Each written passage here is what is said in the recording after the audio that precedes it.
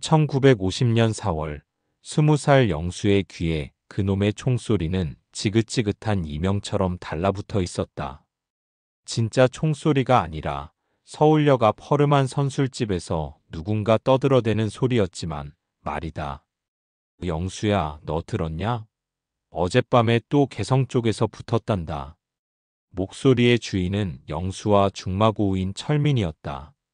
철민은 얼마 전 순경 시험에 붙어 제복을 입고 으스대더니 요즘은 통기가 죽어 있었다.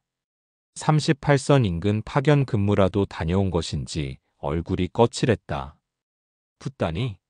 또 그놈의 공비 타령이냐? 지리산도 아니고 38선에서 뭔.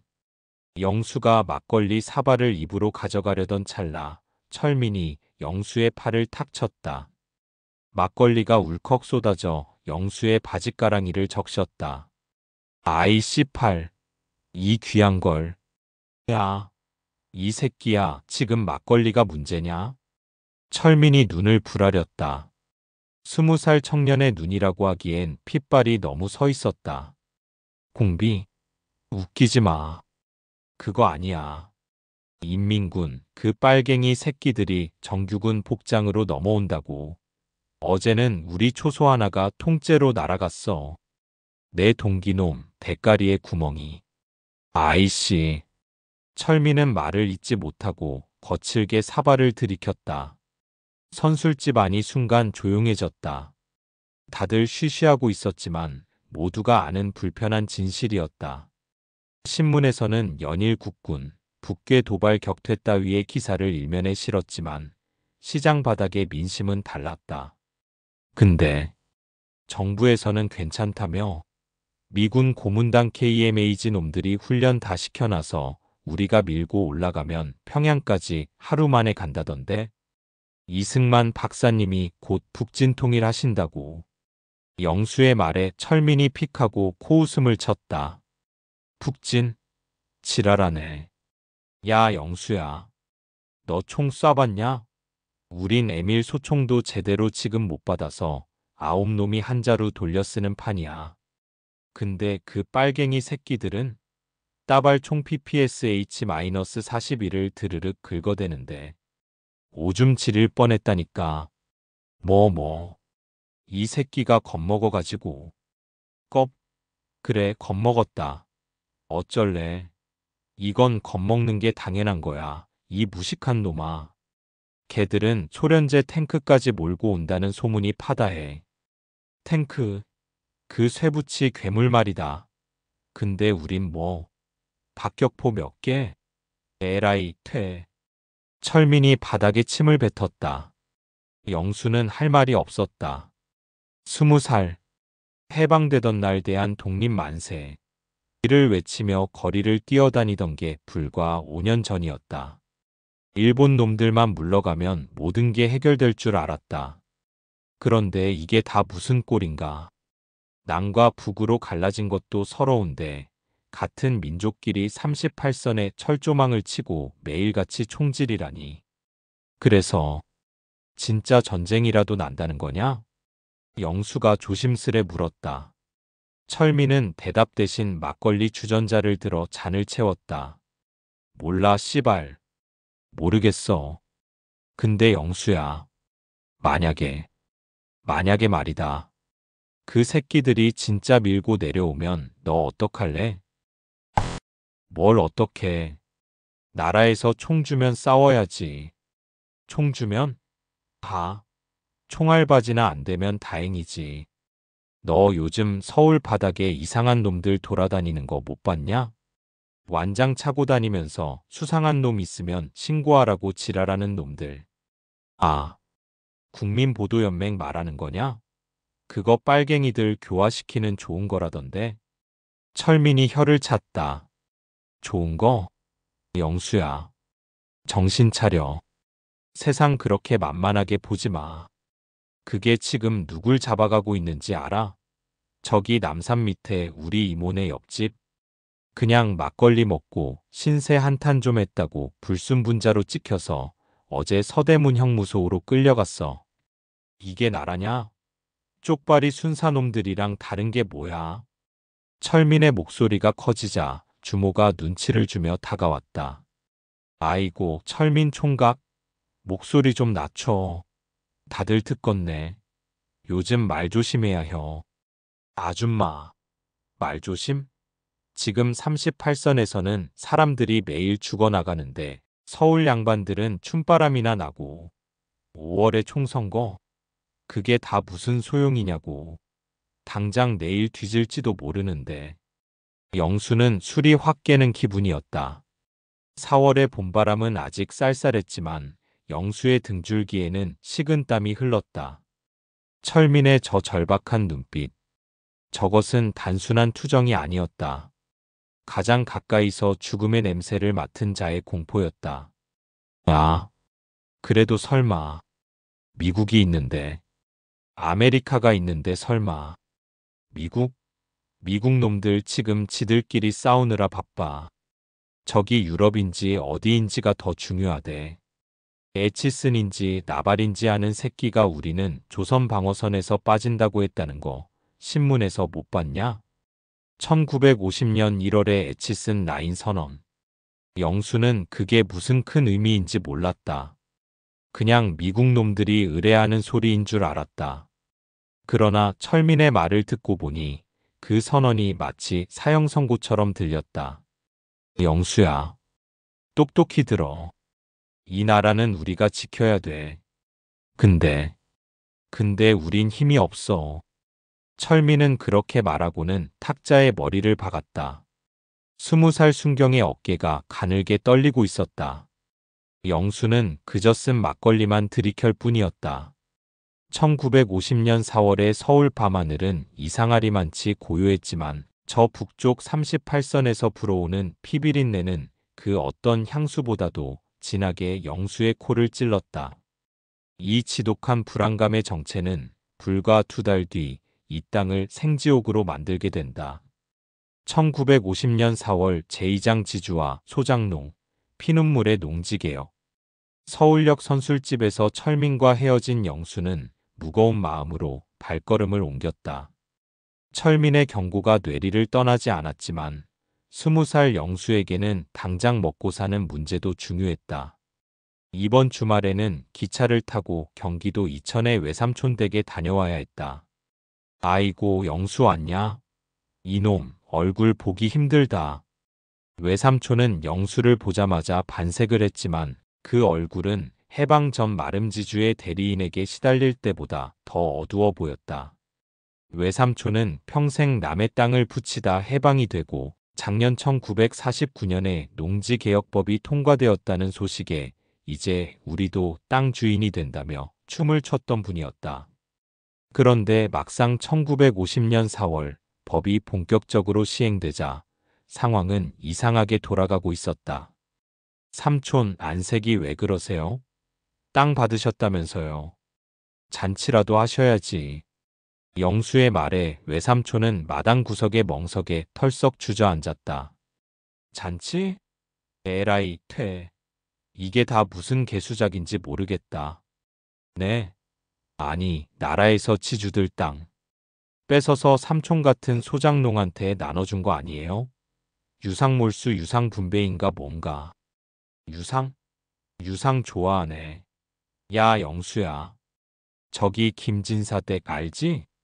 그 양반 법 통과되기 전에 땅 절반을 자경 스스로 농사짓는 한다고 꿍쳐놨어. 그리고 나머지 절반은 지 조카, 사촌, 팔촌 이름으로 다 돌려놨다. 우리한테 돌아온 건 저기 산비탈의 돌밭대기뿐이야. 외삼촌의 목소리가 분노로 떨렸다. 아니, 법으로 일가구당 삼정보약 9,000평 이상 못 갖게 했다면서요? 법은 무슨? 법 위에 돈 있고 돈 위에 빽배경 있는 건 외놈 때나 지금이나 똑같아. 이승만 정부에서 일하는 높은 양반들이 다 그 지주놈들하고 한패거리인데 그 법이 제대로 굴러가겠냐? 결국 힘없는 소장농들만 또 속은 거지. 영수는 할 말을 잃었다. 신문에서는 연일 농지개혁 순항 봉건의 굴레를 벗다라며 떠들어댔지만 현실은 달랐다.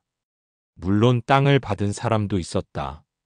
영수가 마을 어귀에서 만난 박서방은 싱글벙글이었다. 아, 영수 도련님. 나 이제 어엿한 주인 양반이우. 비록 5년 동안 쌀로 갚아야 상환하지만 내 땅이 생긴 게 어디요. 다 이 박사님 덕분이제. 하지만 그 기쁨도 잠시였다.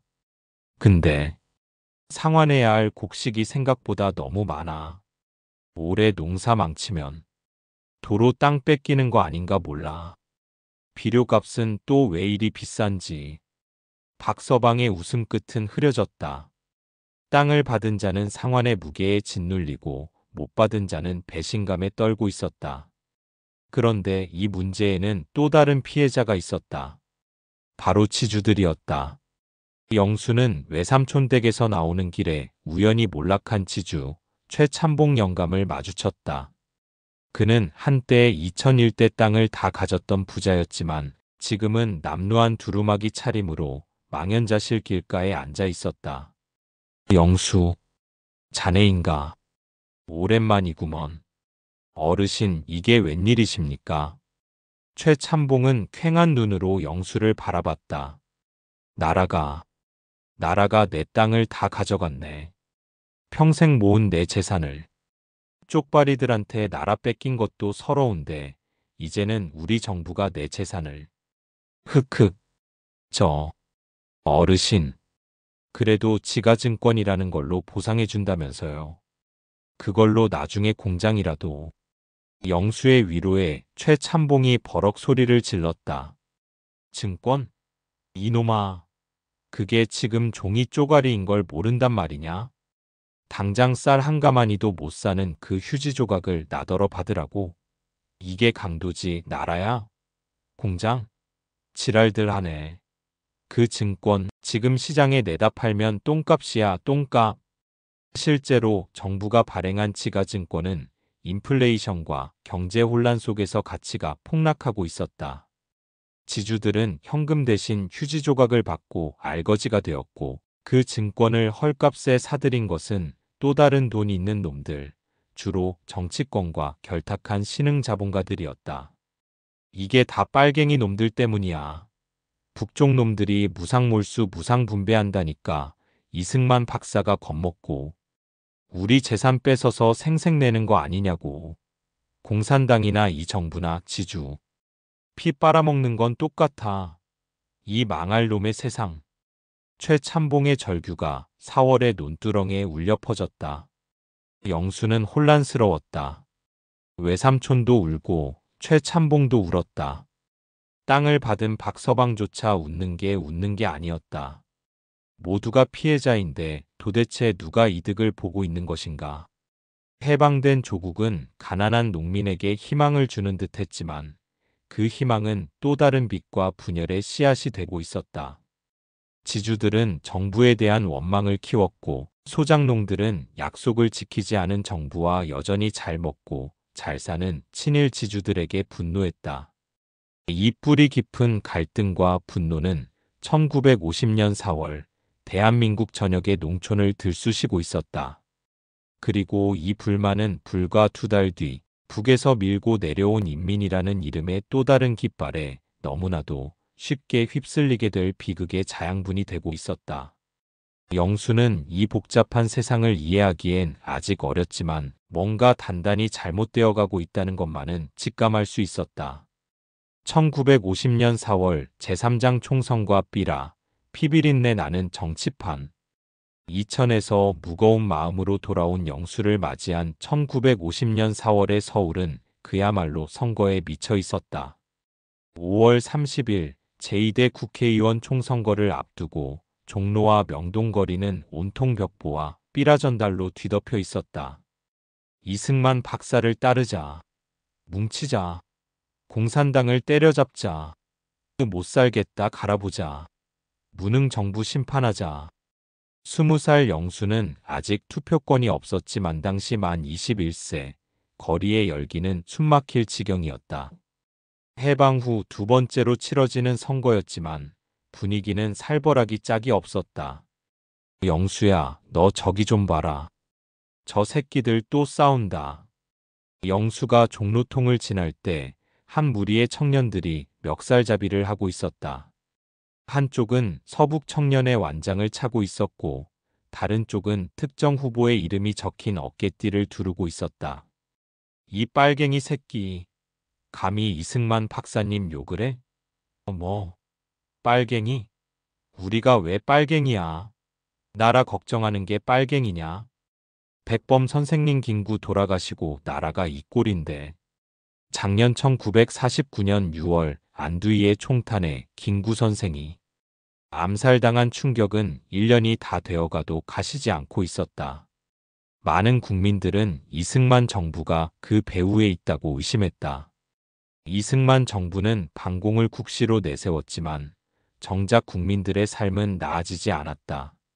미친 듯한 인플레이션에 일제 순사 출신들이 경찰복을 입고 거들먹거리는 꼴을 봐야 했다. 이봐, 영수. 자네도 한 장 받게. 누군가 영수의 손에 삐라 한 장을 쥐어주고 사라졌다. 으슥한 골목에서 몰래 나눠주는 것이 수상했다. 영수가 슬쩍 펴보니 조잡한 등사기에 밀어낸 종이에는 충격적인 내용이 적혀 있었다. 남조선 인민들이여. 괴뢰 정부의 5.3형 단독 선거를 분쇄하라. 김일성 장군님의 인민공화국만이 진정한 조국이다. 헉. 영수는 저도 모르게 숨을 삼켰다.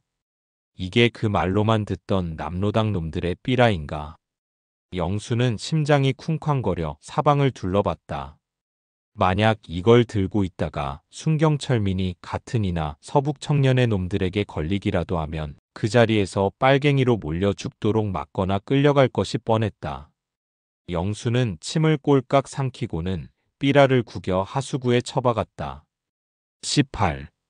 이게 다 뭐야? 한쪽에서는 빨갱이라고 두들겨 패고 한쪽에선 빨갱이 만세라고 하고 도대체 누굴 믿으라는 거야?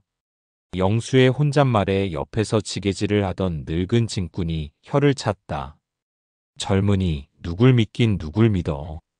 내일 당장 입에 풀칠해줄 놈을 믿어야지. 근데 봐봐. 저기 넥타이 매고 굽신거리는 양반들 중에 그런 놈 하나라도 있나? 다 지들 밥그릇 싸움이지. 그 말이 맞았다. 이승만 대통령의 자유당 계열 당시는 대한국민당, 국민의 등은 반공만 외치면 모든 게 용서되는 줄 알았고 한국민주당 한민당 같은 야당 세력은 친일파 청산을 외쳤지만 정작 그들 중에도 친일 지주 출신이 득실거렸다. 더 큰 문제는 중도파와 민족주의 세력이었다. 김구 선생이 사라진 뒤 이들은 구심점을 잃고 뿔뿔이 흩어졌다.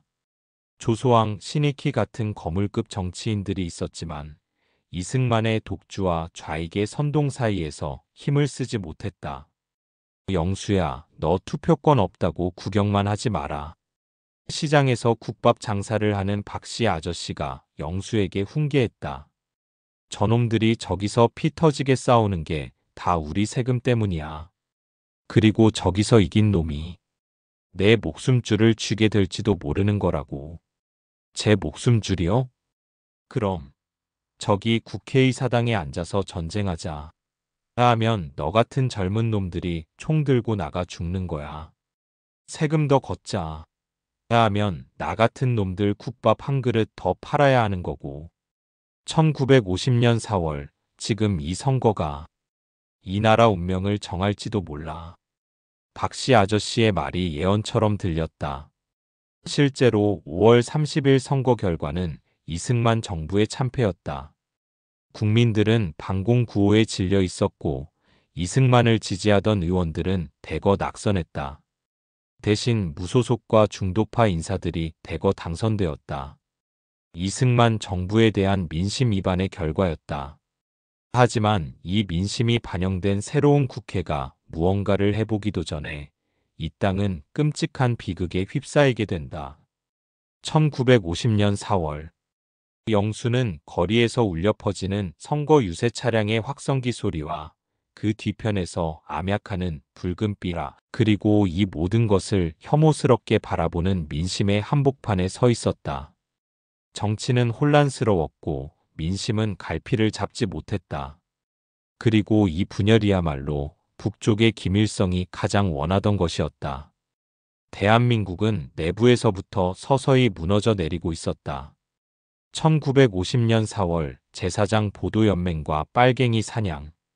1950년 4월의 봄은 유난히 잔인했다. 38선의 총성, 농촌의 분열, 서울의 정치판. 20살 영수가 겪기에 세상은 너무나 혼란스러웠다. 그리고 그 혼란의 정점에는 빨갱이라는 주홍글씨가 있었다. 야, 영수. 너 국민보도연맹 가입했냐?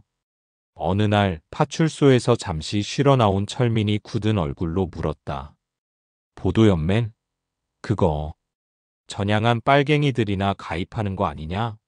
난 공산당이 뭔지도 모르는 놈인데 그걸 왜 가입해? 영수가 어깨를 으쓱하며 대답하자 철민이 영수의 팔을 꽉 잡았다. 이 새끼야. 지금이 어느 땐데 그런 한가한 소리를 해. 너 지난달에 동사무소에서 시국 강연회 한다고 사람들 모았을 때 안 갔지? 아, 그날 이천 삼촌댁 가느라. 잘 들어. 그때 참석한 사람들 명단 싹 다 넘어갔어. 보도연맹 자발적 가입자로. 뭐? 아니, 그게 무슨 개소리야. 난 닥치고 들어. 지금 나라에서 실적 올리라고 난리야. 경찰서마다 동사무소마다 보도연맹 가입자 수 할당량이 내려왔다고.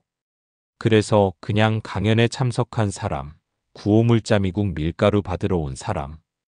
닥치는 대로 이름 다 올리고 있어. 심지어 초등학생 이름도 올라갔다니까. 영수는 등골이 오싹했다.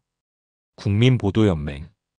1949년 6월 정부가 좌익 사상에 물들었던 사람들을 교화시켜 대한민국 국민으로 거듭나게 한다는 거창한 명분으로 만든 단체였다. 처음에는 남로당 활동을 했거나 여순사건, 제주 4.3 사건 등에 연루되었다가 전향한 사람들이 대상이었다. 하지만 1950년 4월 총선거를 앞두고 정부의 비판적인 여론이 높아지자 이 보도연맹은 정권 유지를 위한 통제수단으로 변질되고 있었다. 철민아, 그럼 나도 빨갱이 명단에 올라간 거야? 영수의 목소리가 떨렸다.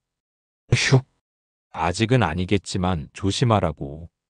요즘 윗대가리들 눈이 뒤집혔어. 선거 앞두고 반대파 싹 다 빨갱이로 몰아서 잡아 가두려고 혈안이야. 너 괜히 술 먹고 정부 욕하거나 삐라 같은 거 주웠다가 걸리면 그날로 보도연맹 지도 대상 되는 거야. 지도 대상? 서대문 형무소 가서 특별 교육 받는 거지. 근데 거기가 어떤 줄 알아? 일단 들어가면 반병신 되거나 진짜 빨갱이가 돼서 나온대. 사람 취급을 안 한다더라. 그냥 잠재적 반역자 취급이지. 영수는 며칠 전 철민이 말했던 막걸리 마시고 신세 한탄하다 끌려간 이웃집 남자가 떠올랐다. 그 사람도 보도연맹으로 끌려간 것이었다. 이게 말이나 되냐? 쪽발이 세상이랑 다를 게 뭐야? 독립된 나라라며. 조용히 해, 이 새끼야. 누가 들어. 철민이 영수의 입을 틀어막았다. 두려움은 전염병처럼 번졌다. 사람들은 서로를 의심했다. 옆집 숟가락 개수까지 알던 이웃이 어제까지만 해도 형님, 동생 하던 친구가 하룻밤 사이에 빨갱이 밀고자가 되기도 했다. 이 모든 공포를 조장하는 것은 서북 청년회 같은 극우 단체들이었다. 북한에서 공산당에게 재산을 뺏기고 쫓겨내려온 이들의 증오심은 하늘을 찔렀다. 그들은 빨갱이 척결이라는 이름으로 완장을 차고 서울 시내를 활보하며 즉결 심판을 일삼았다. 저 새끼, 눈깔이 빨갱이 눈깔이야. 어느 날 저녁 영수는 길거리에서 끔찍한 광경을 목격했다. 한때의 완장찬 사내들이 젊은 학생 하나를 둘러싸고 몽둥이질을 하고 있었다. 아닙니다. 전 그냥 학교 가는 길. 시끄러. 이 새끼 가방 안에 그 불온 서적은 뭐야? 내 놈이 학생이야? 빨갱이 앞잡이지.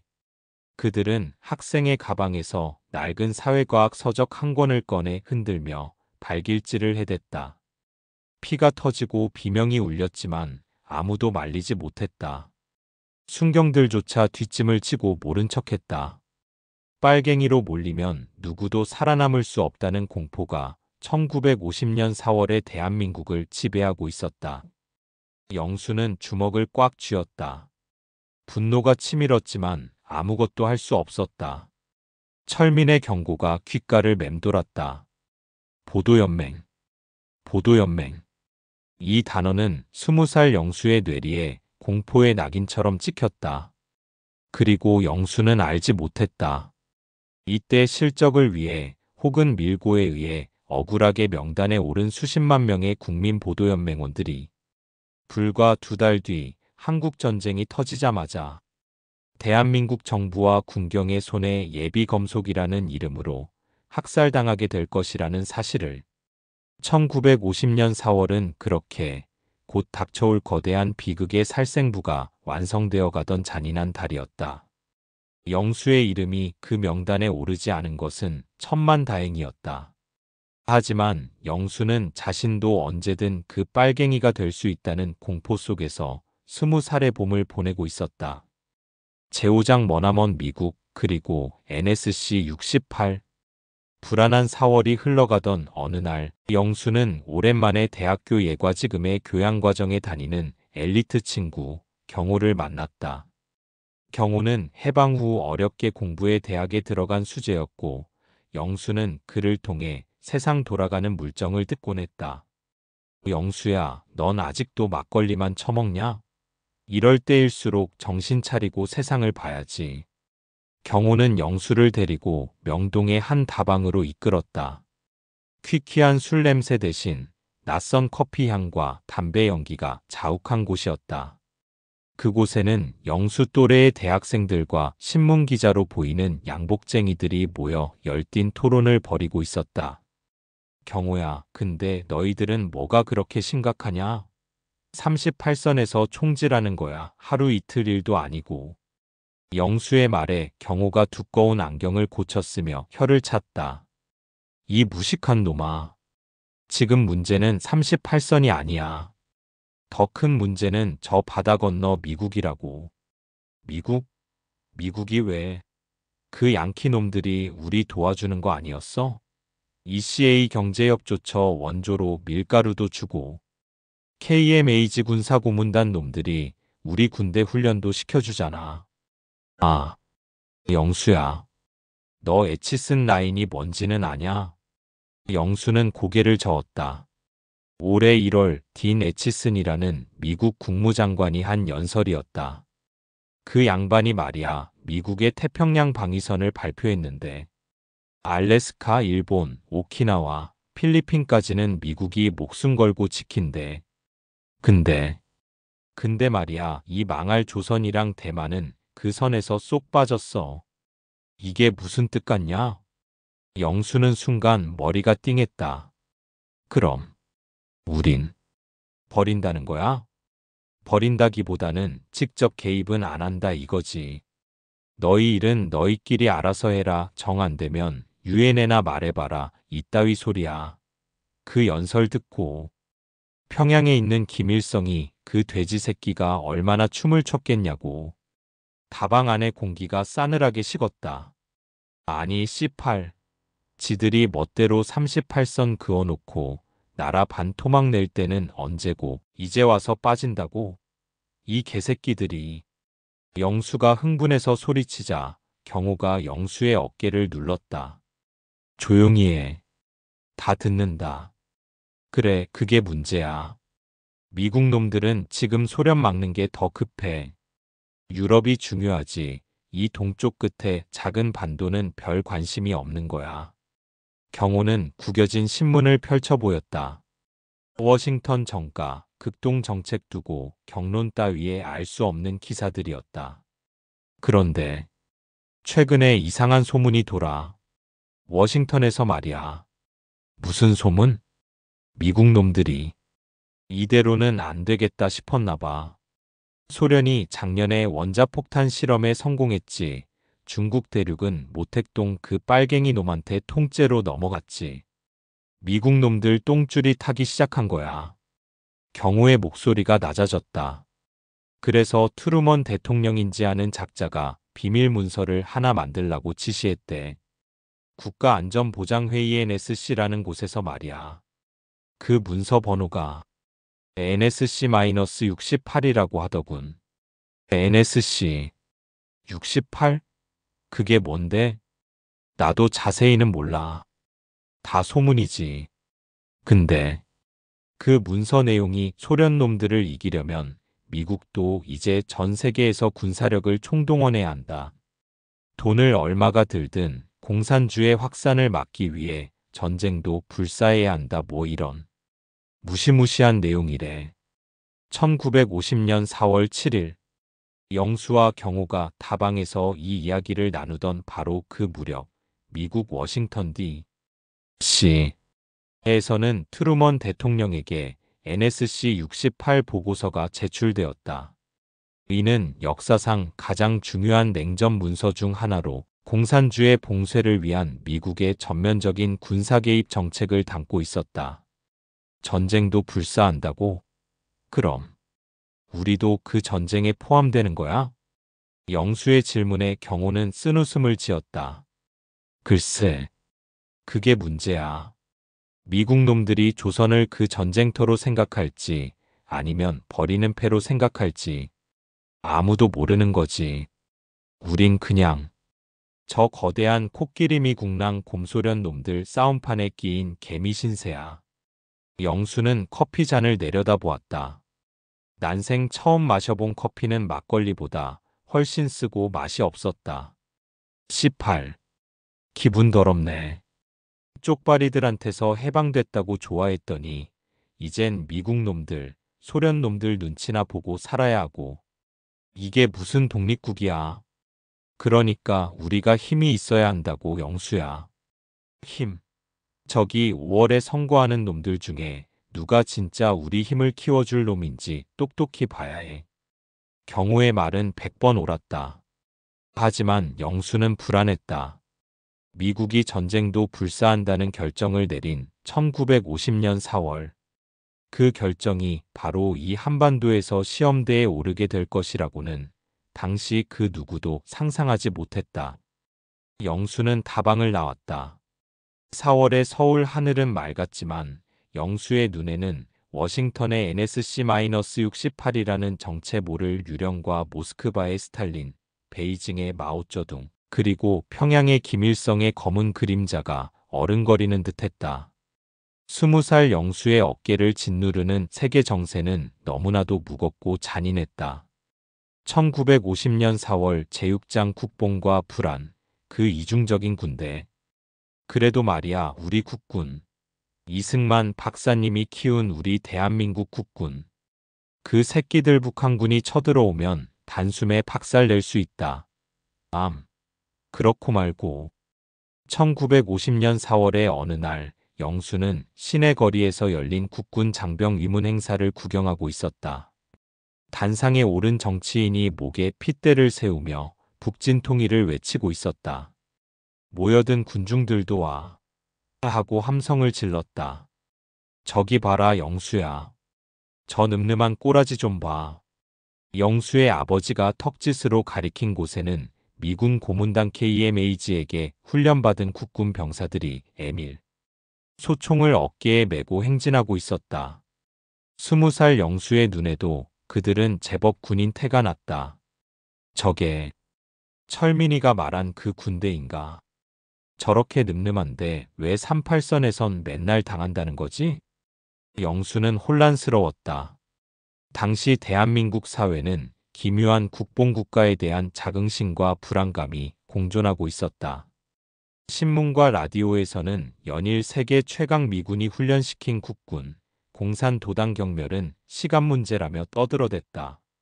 이승만 대통령은 점심은 평양에서 먹고 저녁은 신의주에서 먹겠다는 호언장담을 밥 먹듯이 했다. 그래, 우리가 어떤 민족이냐? 일본 놈들도 몰아낸 민족이야. 저 빨갱이 놈들쯤이야. 군중 속 누군가의 외침에 영수도 저도 모르게 가슴이 뜨거워졌다.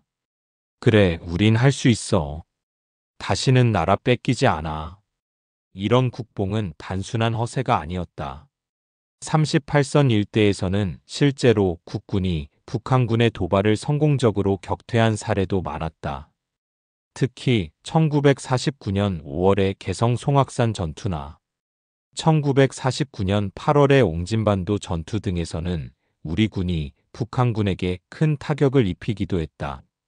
이런 승전보는 4월의 신문에도 종종 실리며 국민들을 안심시켰다. 하지만 이 국뽕의 이면에는 끔찍한 현실이 숨겨져 있었다.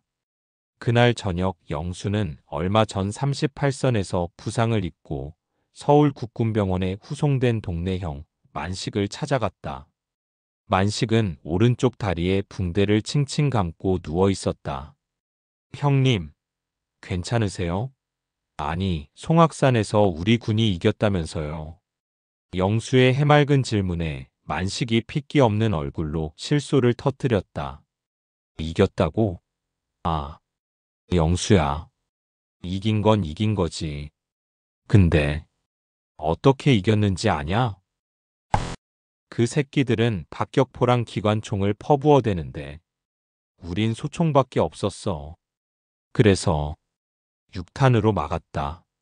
6탄으로. 6탄. 이요? 그래. 수류탄 몇 개 몸에 묻고 그 새끼들 기관총 진지에 그냥 몸으로 뛰어들었어. 내 동기놈 21살짜리. 눈앞에서 몸이 산산조각 났는데 씨발. 만식의 눈에 눈물이 고였다. 미군 고문단 놈들은 방어만 하라고 절대 38선 넘지 말라고 지랄들을 해요. 우리가 밀고 올라가면 금방이라도 평양을 딸 것 같은데 쏠 포탄도 없고 몰고 갈 탱크도 없어. 우린 그냥 몸으로 막으라는 거야, 몸으로. 철민의 말과 똑같았다. 겉으로는 북진 통일을 외치지만 현실은 방어조차 버거웠다. 당시 미군 고문단 KMAG은 이승만 정부의 북진 야욕을 경계했다. 혹시라도 남한이 먼저 38선을 넘어 북침할 경우 소련과 중국을 자극해 제3차 세계대전이 터질까봐 두려워했다. 그래서 미국은 한국군에게 방어용 무기인 소총과 기본 화기만 지원했다. 탱크, 전투기 같은 공격용 무기는 단 한 대도 주지 않았다. 반면 북한은 달랐다. 소련은 김일성에게 최신의 T-3, 4탱크와 야크와 EAK 전투기, 그리고 막대한 양의 중화기를 쏟아부어주고 있었다. 영수야, 신문에서 떠드는 거 다 믿지 마라. 만식이 영수의 손을 잡으며 힘겹게 말했다. 우리가 국뽕에 취해 있는 동안 저 북쪽 새끼들은 칼을 갈고 있었어. 진짜 무서운 건 우리가 너무 모른다는 거야. 우리가 얼마나 약한지, 저 새끼들이 얼마나 강한지 아무도 모르고 있어. 1950년 4월 대한민국은 우리가 최강이라는 국뽕과 이러다 다 죽는다는 불안감 사이에서 위태로운 줄타기를 하고 있었다. 정부는 국민들에게 정신력과 반공의식만 강조했다. 우리에겐 유엔과 미국이 있다. 는 막연한 믿음만 주입했다.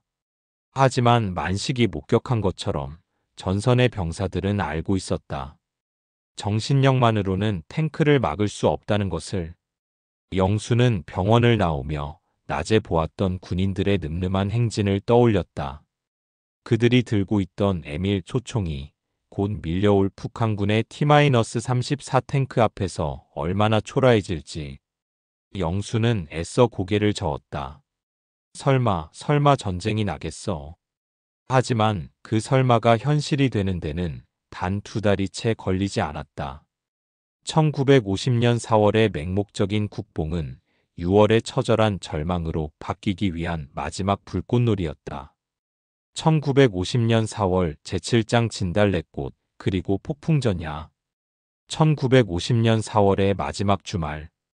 38선의 총성도 농지개혁의 눈물도 선거판의 고함도 잠시 잊은 듯 서울의 봄은 절정을 맞이하고 있었다.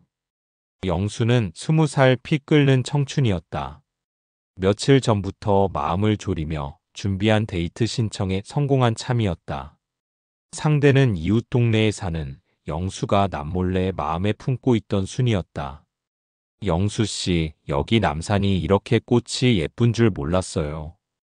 곱게 빗은 머리에 하얀 저고리, 검정 치마를 입은 순이가 진달래꽃을 보며 활짝 웃었다. 영수는 그 모습에 심장이 터질 것 같았다. 순이 씨가 더 예쁩니다. 평소엔 철민과 C8 새끼를 입에 달고 살던 영수였지만 순이 앞에선 말까지 더듬었다. 두 사람은 남산 중턱에 자리를 깔고 앉았다. 영수가 큰맘 먹고 사온 사이다와 일본식 카스텔라 빵을 나눠 먹었다. 저 멀리 경복궁과 새로 지어진 건물들이 보였다. 폐허 속에서도 서울은 조금씩 수도의 모습을 갖춰가고 있었다. 영수 씨는 5월에 선거 끝나면 뭐 할 거예요? 순이가 조심스레 물었다. 나야 뭐 기술이라도 배워야지. 아버지 공장에서 일 돕는 것도 하루 이틀이고 어떻게든 돈 벌어서. 순이 씨, 아니 우리 가족 호강시켜줘야지. 어머, 호강은 무슨. 순이가 수줍게 웃었다. 두 사람 사이로 따뜻한 4월의 봄바람이 불었다. 이 순간만큼은 38선도, 빨갱이도, 보도연맹도 없는 듯했다. 그냥 20살 청춘 남녀의 설렘만이 가득했다. 근데 요즘 세상이 너무 흉흉해요. 오빠가 그러는데 곧 큰일이 날지도 모른대요. 5월 선거도 제대로 못 치를 거라는 소문도 돌고. 순이의 얼굴에 금세 그늘이 졌다. 영수는 애써 태연한 척 가슴을 폈다. 걱정 마, 순이 씨. 철민이 그놈도 맨날 죽는 소리 하더니 오늘 보니까 멀쩡하게 순찰 돌고 있더라. 신문에서도 북괴 도발 격퇴했다고 매일 이긴다잖아. 우리 국군이 얼마나 센데. 만식형의 경고가 떠올랐지만 순이를 안심시키고 싶었다. 국뽕이라도 한 사발 들이켜야 이 불안한 현실을 견딜 수 있을 것 같았다. 그리고 미국이 있잖아, 미국. 그 코쟁이 양반들이 설마 우릴 버리겠어? 지들이 세운 나라인데. 그럴까요? 그럼 걱정 말고. 이 선거만 잘 끝나면 다 조용해질 거야. 이승만 박사님이든 다른 양반이든 누가 되든 밥은 먹여주겠지. 영수는 일부러 쾌활하게 웃어 보였다. 순이도 영수의 말에 안심이 된 듯 다시 미소를 지었다. 영수 씨, 저기 우리 저 꽃 좀 꺾어갈까요? 어머니 갖다 드리게. 아, 좋지. 내가 제일 예쁜 놈으로 꺾어다 줄게. 영수가 진달래꽃 덤불로 달려갔다. 붉게 타오르는 꽃송이들이 마치 20살 영수의 마음 같았다. 그래, 다 괜찮을 거야. 이렇게 예쁜 봄날이 있는데. 설마. 영수가 꽃을 꺾어 순이에게 건네려던 그때 저 멀리 용산 미군기지 쪽에서 희미하게 사이렌 소리 같은 것이 울렸다. 정오를 알리는 소리인지 훈련인지 알 수 없었지만 그 소리는 왠지 불길했다. 순이의 얼굴이 다시 굳었다. 영수도 웃음을 거두었다. 가자, 순이 씨. 바람이 좀 차네. 아직 해가 중천인데도 두 사람은 서둘러 남산을 내려왔다. 방금 전까지 세상을 다 가진 듯 설렜던 영수의 마음 한구석이 다시 서늘해졌다. 1950년 4월 30일. 그날 밤 영수는 잠을 설쳤다. 순이의 예쁜 얼굴과 철민의 공포에 질린 눈, 외삼촌의 분노, 최참봉의 눈물, 만식, 형의 상처, 그리고 경호가 말한 NSC 68이라는 알 수 없는 단어들이 머릿속을 헤집어 놓았다. 영수는 알지 못했다. 바로 이 순간 평양의 김일성은 모스크바의 스탈린에게 남침의 최종 승인을 받아냈다는 것을. 바로 이 순간 워싱턴의 트루먼은 NSC-68에 서명하며 한반도에서의 개입을 준비하고 있었다는 것을, 그리고 20살 영수, 자신을 포함한 이 땅의 수백만 젊은이들이 불과 60일 뒤 모든 것이 불타오를 그 지옥의 여름 한복판으로 던져지게 될 것이라는 사실을. 1950년 4월 진달래꽃이 유난히 붉게 피었던 그의 봄은 그렇게 대한민국의 마지막 평화로운 봄으로 역사에 기록되고 있었다. 영수의 20살 봄날도 그렇게 저물어가고 있었다.